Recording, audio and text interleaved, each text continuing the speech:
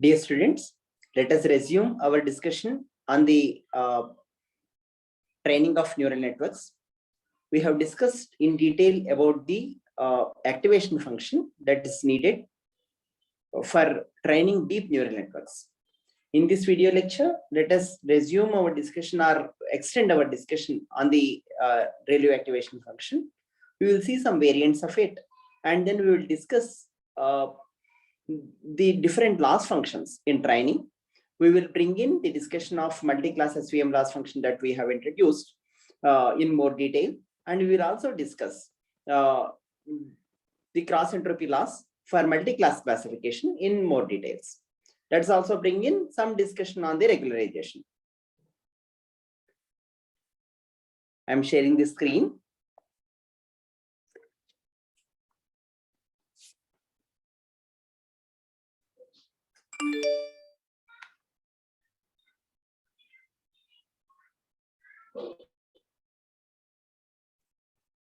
So as we have seen in the last class, we have discussed that ReLU activation function essentially has a unit gradient in the positive side and then zero gradient in the negative side.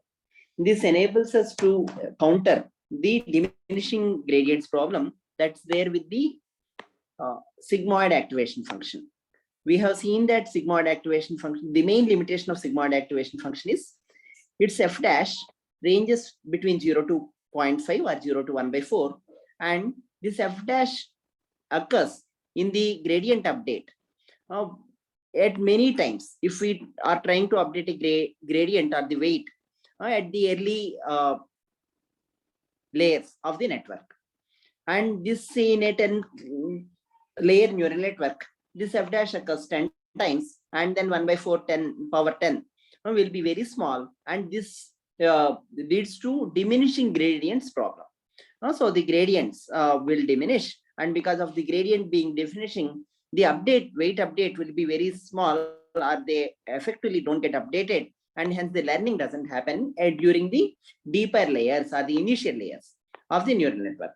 If we consider here from the initial layers of the neural network, this is referred to as diminishing gradients problem. We also discussed about the exploding gradients problem. That's exactly the opposite. If we have any activation function having the f dash value greater than 1, then what happens? If we multiply this for 10 times, then this will be very large value. 10 times the greater than 1 value of f dash power 10 is very large, and hence the delta W will explode, and then this gets updated very arbitrarily, and then it may not learn effectively, and that also leads to poor learning of the neural network. And the only way to counter is to have the gradients that are f dash gradients of the activation function close to 1 or exactly 1, because gradient of the activation function occurs several times, and same activation function is usually used. So it's bound to multiply for several times. We should have the gradient to be 1 or close to 1. Ideally, it's 1. But if we have gradients to be 1 in all the regions, that's nothing but f of net equal to net. In that case, we don't have any nonlinearity. And in that case, neural network will not be able to classify non-separable samples or non-linearly separable samples. And thus we need nonlinearity. At the same time, the gradient f dash has to be 1 in the region where it is active. So for that, a better solution that we discussed in the last class is ReLU activation function. When we write the f of net in ReLU activation function will be net greater than 0. When at net greater than 0, it is 1. Rest of the times it is f dash is 0. And f of net equal to max of 0 comma net, as we have seen in the earlier class. And the graph of it looks like this. Whenever the positive, it is f of net is linear, exactly equal to net value, and 0 else. There are other variants of the ReLU activation function referred to as leaky ReLU and elastic ReLU. And there are a few other variants, but we will see these are the very well-known variants of ReLU activation function. See, what we are doing in ReLU activation function is, in the positive side, we are encouraging the net values or the response of neurons. In the positive side, we are encouraging. On the negative side, we are putting to 0. What intuitively that means is, when there is a good correlation between the corresponding weight vector connecting all this to this hidden neuron, okay, and the input vector, then or the feature vector, we are encouraging the high correlation, positive correlation, and all suppressing the negative correlation completely. This leads to that's essentially done by ReLU activation function. But however, what may happen in some applications are, for effective learning, sometimes we may need to have at least some non-zero net values, even in the for the negative net values, even in the negative region. So to have the activation function output or the responses of the neurons, both positive and negative, we need some non-zero value for the f of net in the negative side. And this can be facilitated through this leaky ReLU activation function, where you can see that f of net equal to net for net greater than 0 and alpha times net for net less than 0. Alpha here is a small number ranging between 0 to 1, so that the slope in the positive side is 1 and the slope in the negative side is alpha, which is a smaller than 1. And this can effectively be written as, this can also be written as, in a single expression, if you would like to write this, we can written as max of alpha net comma net. The reason being, in the positive side, anyway net will be higher. In the negative side, alpha net will be higher than net value, -10, -1. So, and hence this will be chosen. So the same expression can also be written in a simpler form through this. And when we do f dash net effectively will be equal to what? So in the positive side, it is 1 for net greater than 0. Okay, and in the negative side, it is alpha for net less than 0. Right? So this is also easy to write. The other variant of ReLU activation function is elastic ReLU, where you can see that f of net equal to net for net positive side, net greater than 0, it is exactly same as ReLU. But what we ensure or trying to ensure in the elastic ReLU is a smooth propagation or smooth gradient from positive side to negative side, or the smooth function being positive side to negative side. So that is ensured by taking alpha into e power net -1, where net is less than 0. So this, since net is negative in this region, you can see that this is a large negative number when this goes to infinity, -infinity. And in such case, this is 0 and this is equal to minus alpha. So this converges to minus alpha for large negative values of net. Please note that here also alpha is between 0 and 1. And this is compared to the other activation function, soft ReLU, this is smooth.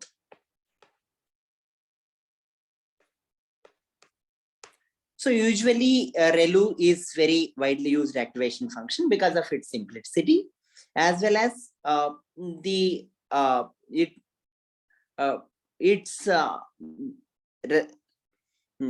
almost equal accuracies are the performance of using ReLU with respect to the other activation functions of ReLU. Even though leaky ReLU and elastic ReLU may prove to be somewhat superior or yield better performances in some of the networks architectures.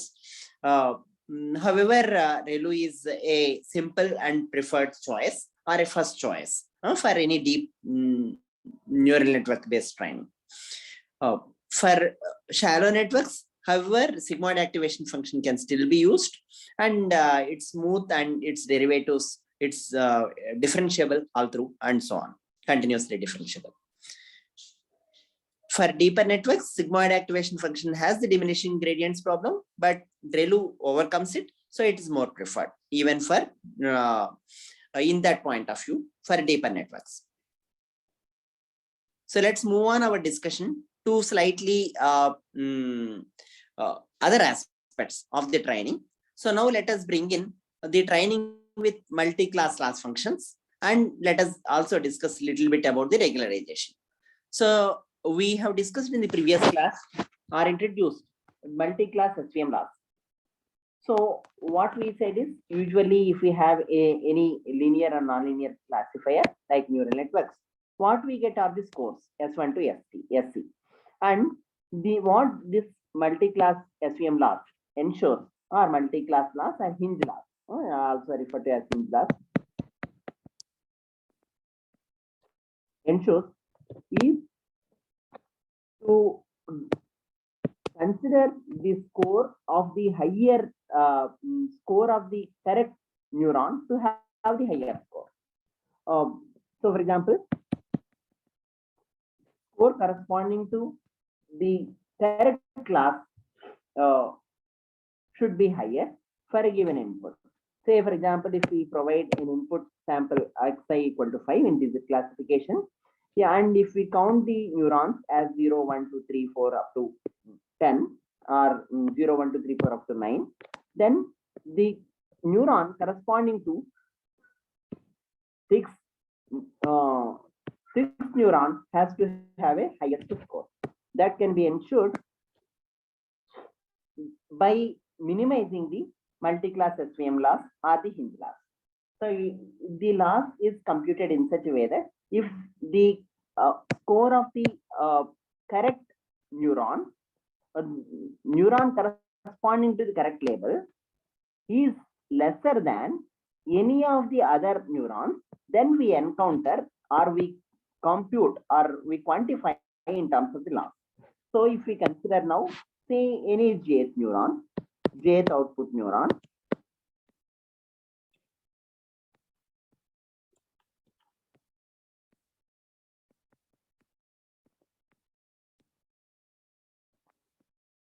at jth output neuron, let us quantify the loss for ith sample. How do we quantify? It's quantified based on C if Sj plus 1, Sj is higher than Yj, S of Yj, then we have the loss. Please note that Xi is the sample, ith sample essentially, and Yi is its label for ith sample, and then J is the index of output neuron.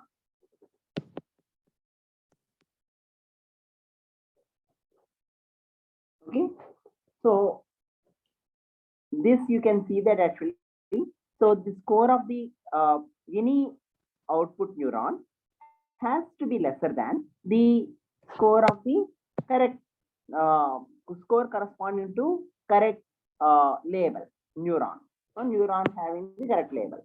So this is what is to be ensured after training. If during training this may not be possible, and hence what will happen, the loss is quantified as at for ith input sample and jth output neuron, the loss is quantified as Sj plus 1. This will be higher during training than Sy. So it, how much higher, that brings directly into the loss.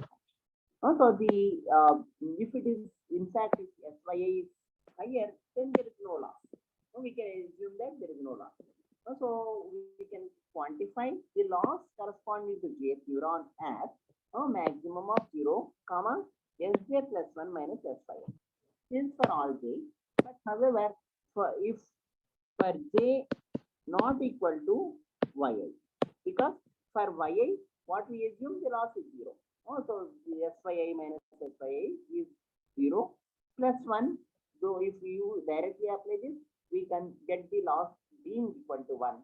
However, we can consider that the assigning correct label means there is no loss, and hence we consider this loss function whichever we have formulated here for only the neurons that is not corresponding to the actual label of the given sample, right? And hence the total loss of the given sample Li, so this is given by the summation of losses at all the output neurons, but except at the neuron corresponding to correct label. That you can see here. So we are finding out the loss corresponding to ith sample is equal to summation over j equal to 1 to c all neurons Lj, and this is j not equal to y. The sample is given by ith sample y, and this is equal to the expression that is written here on summation over max of 0 comma syj plus 1 minus syj. And you can see that if we have many samples, then the total loss is for ith sample. If we have many samples, the total loss then is equal to summation over all Li. I equal to 1 total 10 samples. Total loss. Right? So now let us see some of the characteristics of this law compared to the cross entropy law. Now let us see few of the aspects of applying the cross entropy laws in neural network training. So we have seen before that in a neural network, after a set of layers, we get this scores. So S1 to SC. So these scores S1 to SC or SJ range from -infinity to infinity. And we can directly apply hinge laws to perform multi-class classification. However, to apply cross entropy laws, what hinge laws can be directly applied?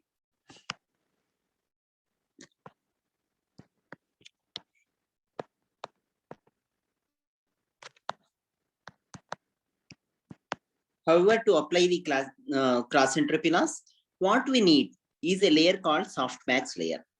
The role of the softmax layer is that it converts the scores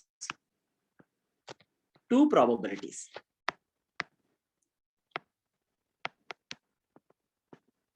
Once we have the probabilities Q1 to QC, then we can apply cross entropy laws, taking this Q1 to QC, defining a probability mass function. Okay, and say for example, if the correct sample xi is 5 here, and then the input sample is 5, and then j, the correct label for y equal to j is equal to, or y equal to yi is equal to 5, 6, then the probabilities can be 0, 0, 0, 0, and so on, 1 at the 6th place and 0 at other places. That's the target probabilities. From this label, we can arrive at P1, P1 to PC. If we know that it belongs to only a single class, okay, then target probabilities will be 1 for only one of the neurons and 0 for the rest of the neurons, and then we can get this target PMF, and we can apply cross entropy laws, binary cross entropy laws.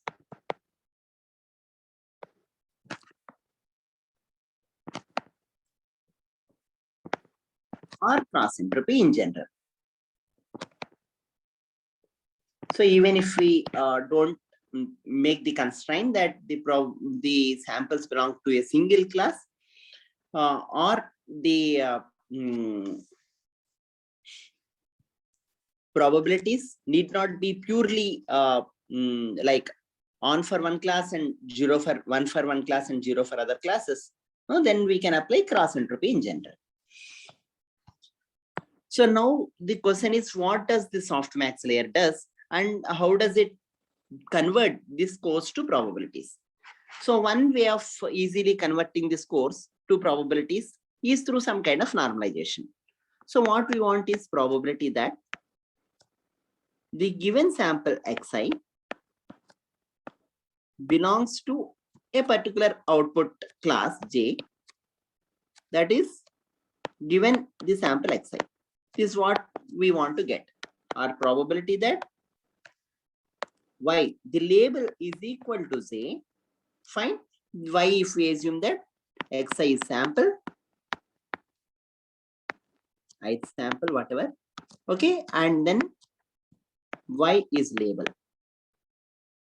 Okay, so if we consider that its true label is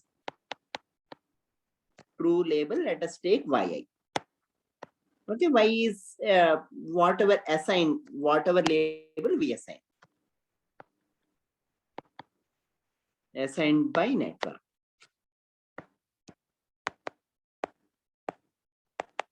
Okay, and yi is the true label.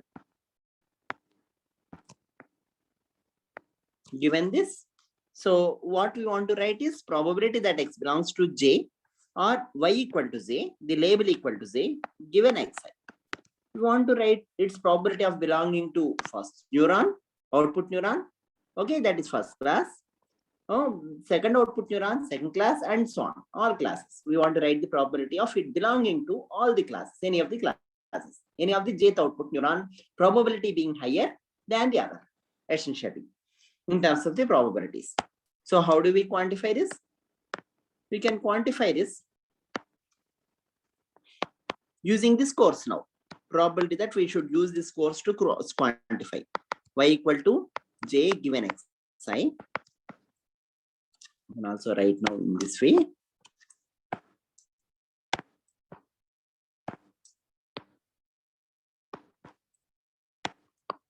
Okay, is equal to, see, we can use a direct normalization, something like Sj by summation over Sk, k equal to 1 to n plus epsilon. This indicates that, see, for example, if we do by this, will this be a probability? Can we do by this? One problem with this is Sj can also be negative. Okay, in that case, this is not a probability. So P of y equal to j given xi is not valid.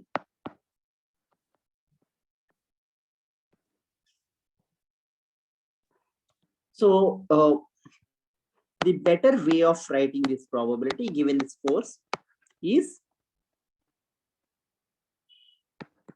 xi e power s sj by summation over k equal to 1 to n e power sk plus epsilon. This ensures that always the e power sj is positive and any of these scores are linearly mapped in some sense through exponential function. And since this ensures the probability, this gives the probability of the corresponding neuron, jth or kth neuron, okay, or jth neuron here. What the decision rule will be, or how do we assign after proper training is, if a particular neuron probability is higher than others, we put the sample to that class. However, to have a loss function, we need to see that these probabilities, okay, need to match to the target probabilities. And this may not happen at the beginning, especially during the beginning. So these probabilities may be random. And these probabilities now we can consider Qj. Okay, these are random and these may not match with Pj. So the distance measure is across the PMFs, Pj, P and Q, and this can be done by cross entropy. So more, where did we get the cross entropy from? The distance measure between PMF, P and Q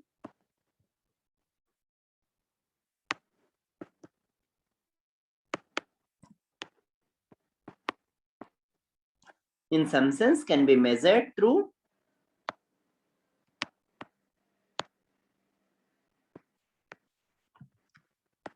by KL divergence. Okay, it will KL divergence will enable us to know how to converse from probability Q to P, how far we should come. Okay, so or what's the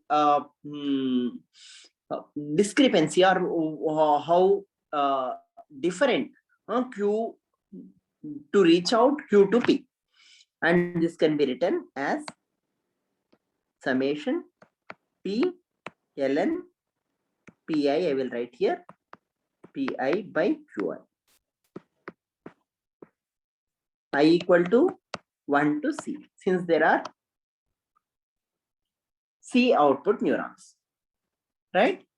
And this, when we expand, it will lead to KL divergence expression here. When expanded,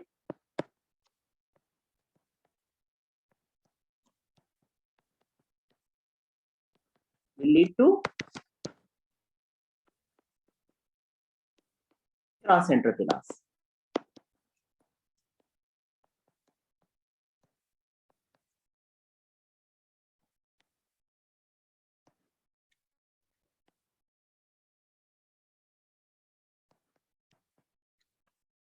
And since this is a constant for, because ground truth probabilities PA are fixed, and this can be this proportional to KL divergence for classification problems is proportional to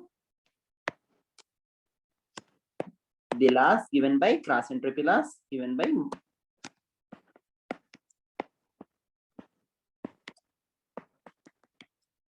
Interesting. Now, in the current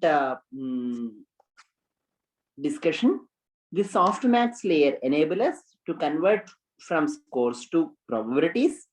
Okay, it essentially gives a vector S to a vector Q, right? And given this Q, we can construct this cross entropy loss and use this for training of the neural networks. Hope this is clear. 2J here is equal to, now explicitly putting this into the expression, cross entropy loss is for ith sample only. Okay, I just dropped the subscript. This is for ith sample. L we are writing here, which is equal to summation over J equal to 1 to C Pi ln of, the probability here is e power Sj by summation over e power S K equal to 1 to C plus epsilon.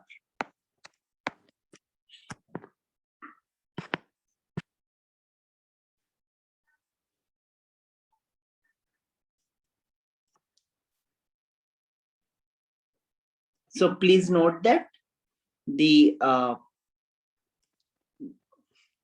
say if probability ground truth probability, if Pi is a binary one hot encoding, then we have actually zeros elsewhere, and only one will be there where we have actually the corresponding label yi. At yi we have actually 1.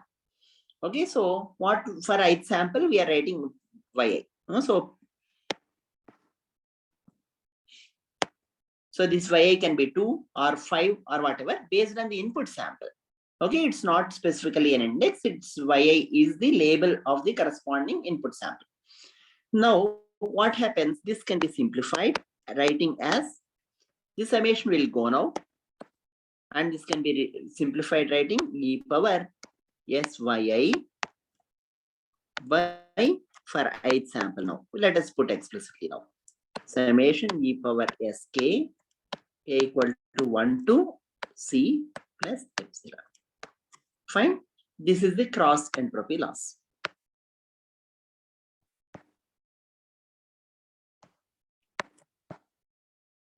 for ith sample.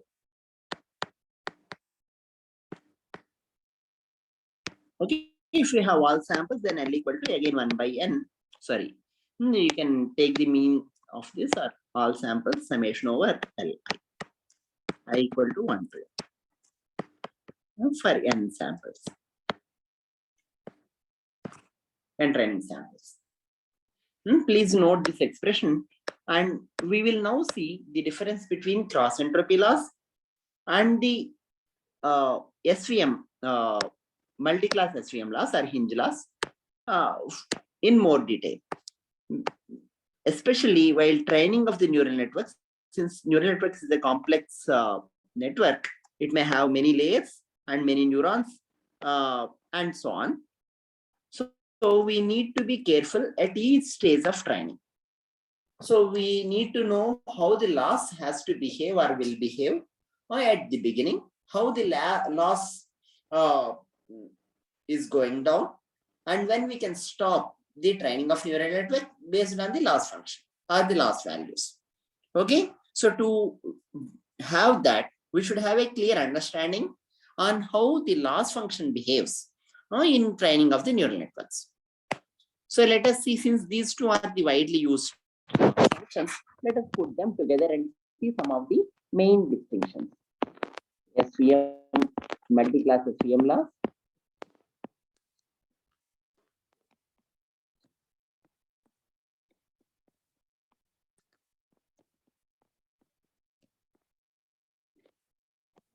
and this is cross entropy loss.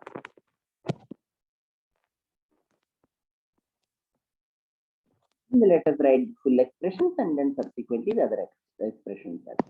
For ith sample, I am writing summation over A equal to 1 to C max of, what should we write here? 0 comma Sj plus 1 minus Sy. Okay, for ith sample, right? I am writing explicitly here. Similarly here, ith sample again, but summation over J 1 to C Pj ln of Qj. More explicitly, when I substitute the things, it will be e power Syi by summation over e power Sk or Sj. Let us bring in summation over Sj. J equal to 1 to C plus epsilon. Right? I have written explicitly the last function. So let us see few of the aspects of it. Okay, so the aspects that we would like to see are verified. Is first, what is the range of these loss functions? Okay, second one, we want to see initial value. Okay, third one, we also want to see how does these loss functions vary when there is a small change in the scores.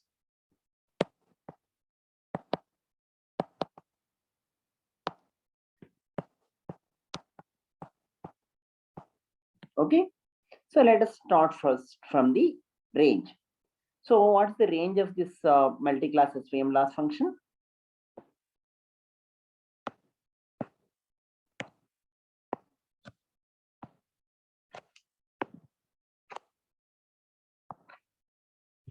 We can see that the scores range from, first of all, Sk or Sj range from minus infinity to infinity.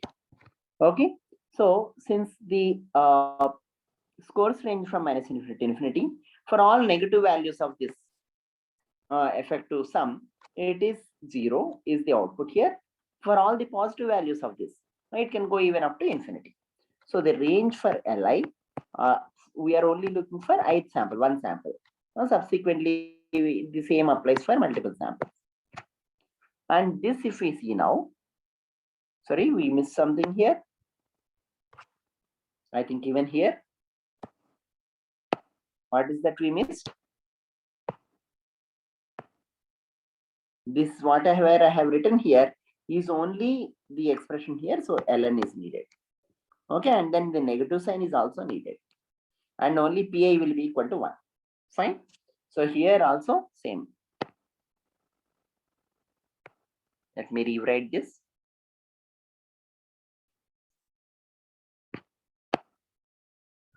Li is equal to summation over pi ln of qi I equal to 1 to rj pj.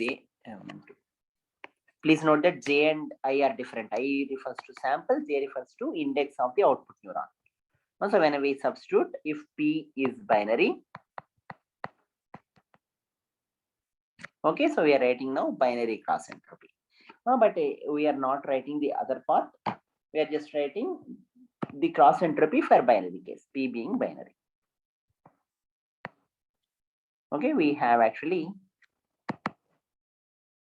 minus pi will be equal to 1 for e power s for yi when j equal to yi, right?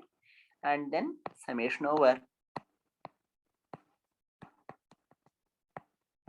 plus epsilon, right? So now let us see the range of this. Range of this varies from, see, sy e power sy. This is e power sy. E power sy can range from minus infinity, because score is from minus infinity to infinity.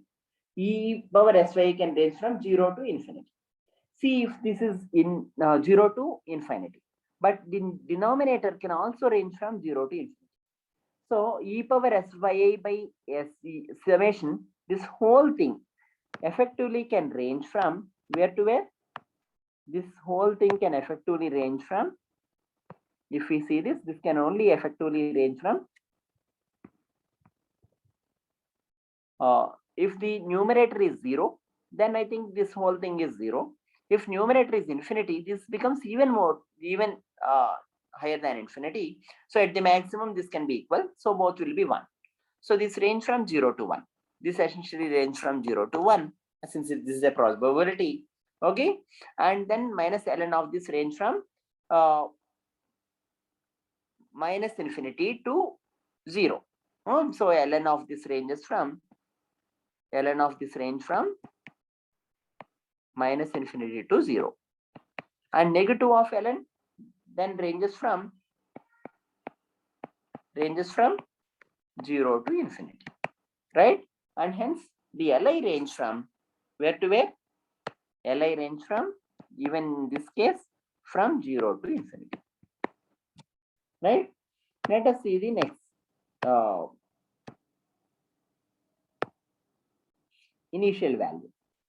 See now, if initial value during initial time, that is when we just start with the training of neural network, what happens? All the neurons are randomly initialized. All the weight vectors of the neurons are randomly initialized. In a neural network, we start with random initialization. So if we start with a random initialization, what is likely to happen? So if we have actually a neural network like this, let's bring in, if we have a neural network like this, if all these are random, then the scores S1 to SC, there is no reason why S1 has to be greater than S2 or S2 greater than should be greater than any other score. So all are equally likely. So we can consider that S1 to SC are same when we just initialize very like evenly distributed or randomly distributed with uniform and randomly distributed samples. Okay, so assuming that these are well initialized, S1 to SC can be assumed to be same, roughly same. So if S1 to SC are same, then what happens to this loss? Please note that in this loss, there is one thing that is not written here, J not equal to yi. Okay, what happens to this loss? So during initial phase, Oh, weights are randomly initialized.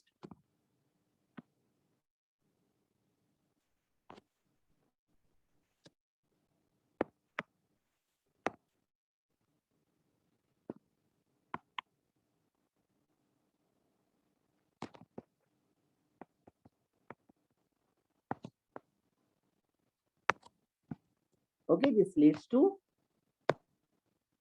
equal SJs for all j, close to.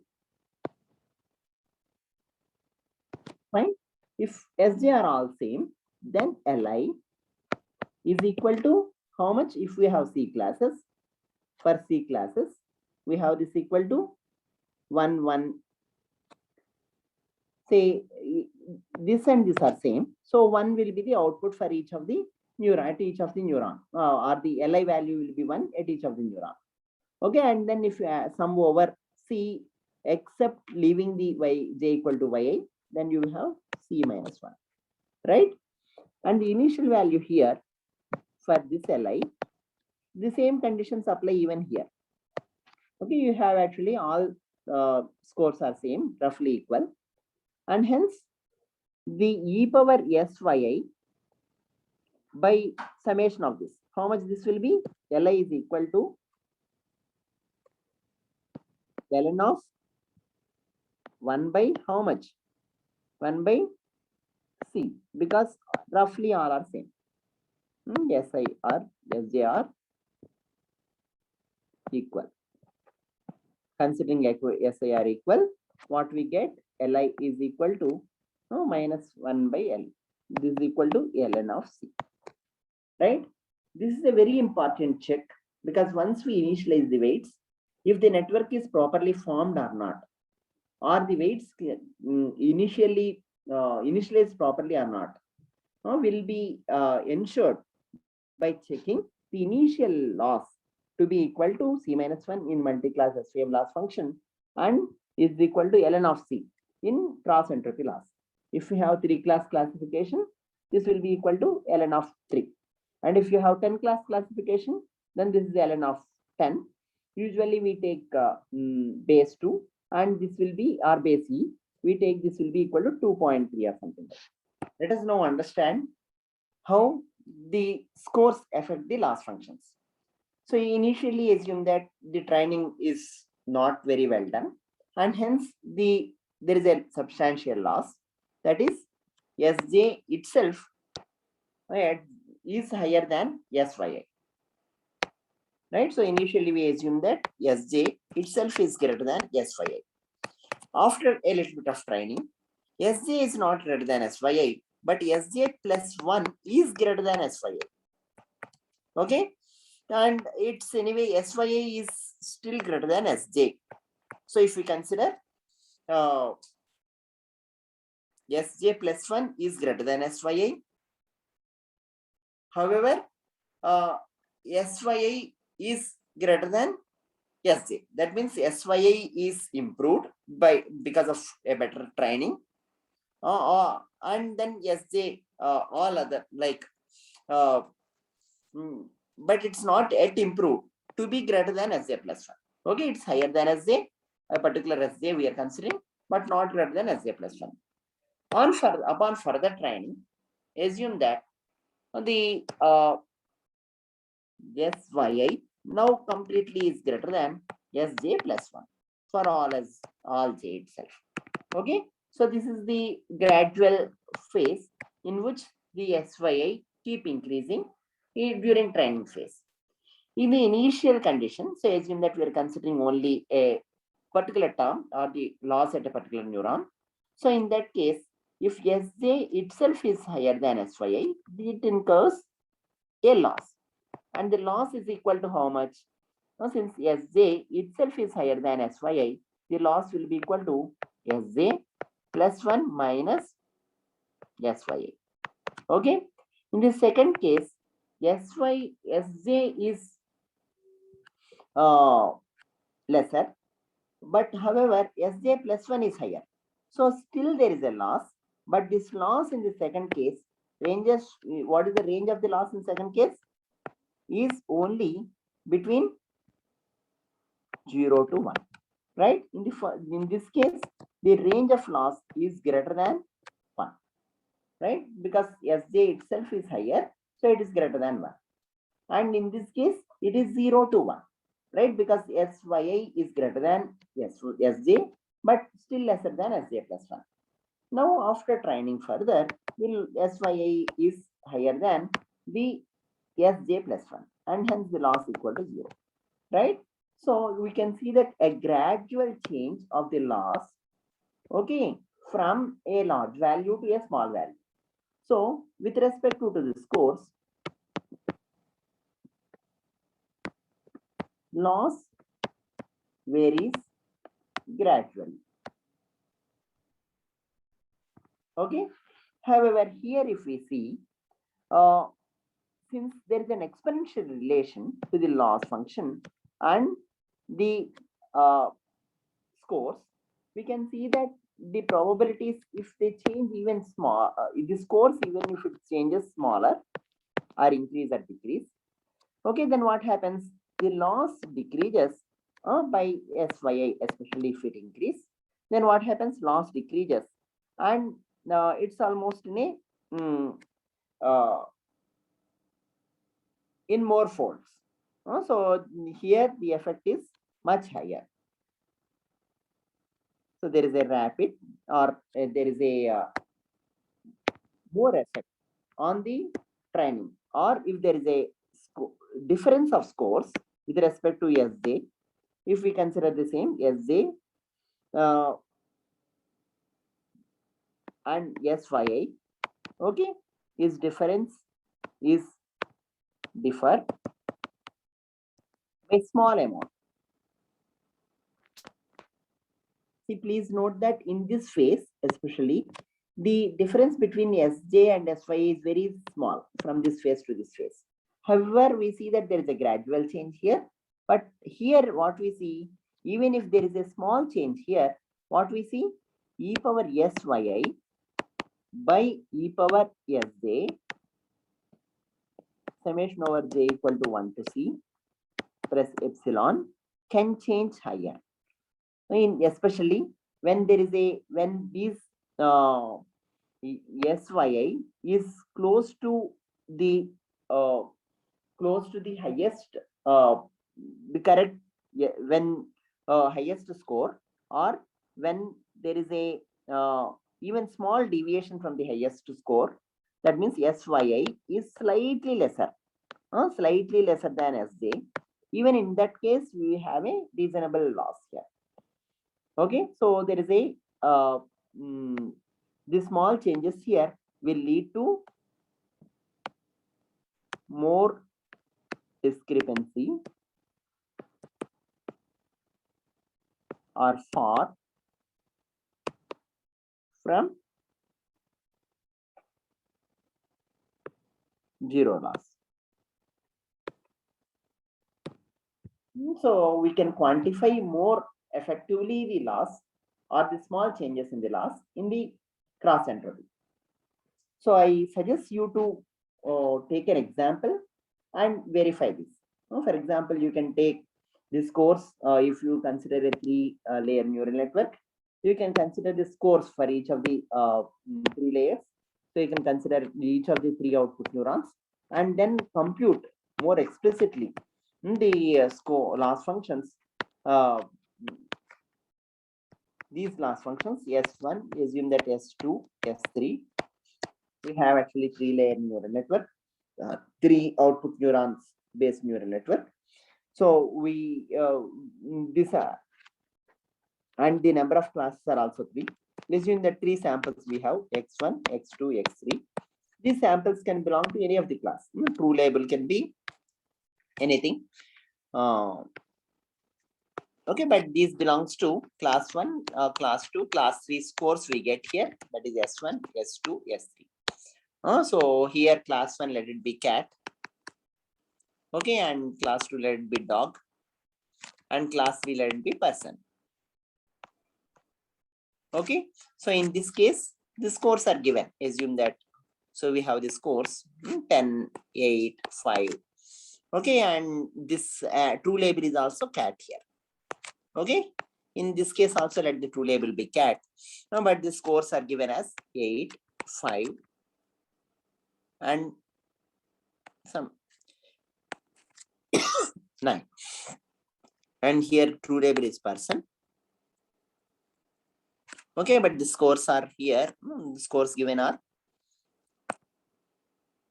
15, 8, okay, and then 10.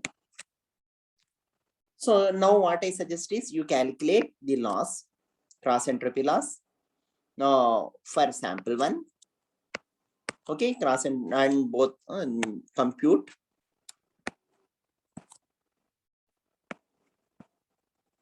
multi-class SVM and cross entropy.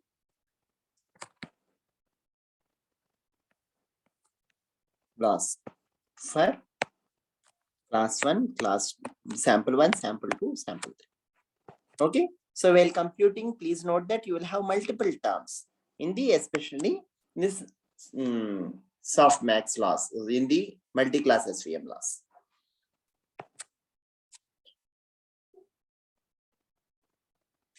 You can see that the summation over J is running for the multi-class SVM loss. Now you need to add them and compute the total loss for each sample. You notice the variations that we have discussed. Say if you want to notice more explicitly the variation, what I would suggest is you take a sample having roughly equal 10, and then probably you can take this close to 9.5 here. For other sample 10, 10, 10, and this is equal to 10.5 here. So it is moving around the scores x5, and then these both samples are belong to person class.